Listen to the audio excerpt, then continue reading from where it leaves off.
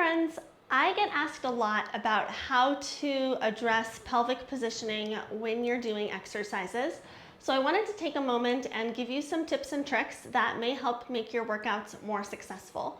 So when it comes to scoliosis, as I've talked about before, starting with the best possible alignment and position that you can get your body in is really important.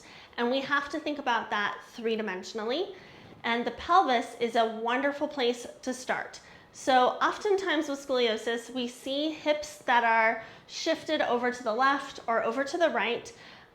It tends to be based on where your primary curve is. Not everyone follows the pattern, but most often people's hips tend to go to the opposite side of where their primary curve is. So if you have a primary right lumbar or right thoracolumbar curve, your hips might deviate over to the left while your upper body is going to the right. If you have a primary left lumbar, left thoracolumbar curve, you might see the opposite. Upper body going to the left, lower body going to the right. It's the same with thoracic curves. If you have a right thoracic curve that is primary, we tend to see hips go left. If you have a left thoracic curve that is primary, we tend to see hips go right. So basically what this is doing is it's creating this uncoupling between your upper body and your pelvis.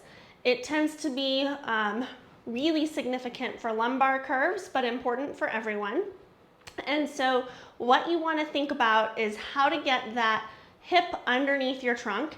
And we can think about this in a couple different ways. You can think about shifting your pelvis underneath your trunk. You can also think about shifting your upper body over your pelvis. And you can think about doing both simultaneously. So where I usually like to begin is to say, make sure you've got equal weight on your feet. Weight bearing automatically leads to lengthening of the muscles. So just by making some correction in where you tend to hang out with your weight, you may find that you help to open the concavity of your curve and naturally get a little bit of correction on your hips right there. So start by making sure you've got equal weight through your feet. And then if you stand with your forearms at your sides, another place that is sometimes helpful to key into is the space between your forearms and your hips. So if you find that your hip is really in contact with one forearm while the other arm's just kind of hanging out over here, that's a cue to pull your hips to center. And so what I'm doing is just shifting my hips so that my nose and my belly button line up, and I'm trying to create more equal spacing between my forearms and my pelvis. So that's one way to think about this. You can also think that nose and belly button lining up. You can think about pushing your upper body over on top of your hips, so you're stacking from that direction. That tends to be most effective when you're sitting down because you're sitting and you can't shift your hips so much, so you tend to have to move your upper body more. You can also do kind of both simultaneously. So pushing hips one direction, upper body the other direction.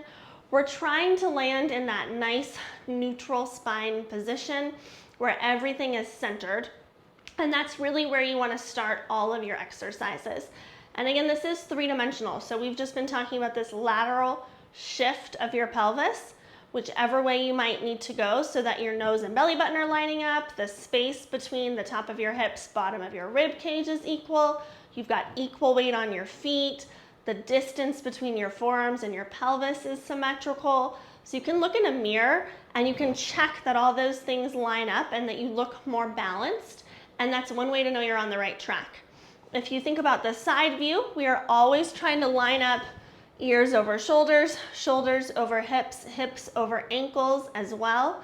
So trying to make sure that you're not really hips forward or really hips back where you're rounding through your low back, or you're maybe hyperextending through your low back, but trying to find that nice neutral position here as well. That third plane of motion that we've talked about before, that derotation piece, I feel like tends to be some of the most challenging to learn when you're learning how to do your postural corrections for scoliosis. I talk about it in some other videos using techniques like expansion breathing to help create derotation. But for now, if you're just starting, think, I've got to get my hips underneath my trunk. I've got to stand tall. So at least you're getting 2/3. And then if you watch some of the other videos, you'll kind of get some ideas on, well, how am I going to start to begin to create this derotation that most of us need? It really comes down to understanding the direction of your curve, where the rotation is happening, and how you can use your breath to support muscle activation to create a more stable core three-dimensionally. Hopefully you find this helpful. If you do, please let me know.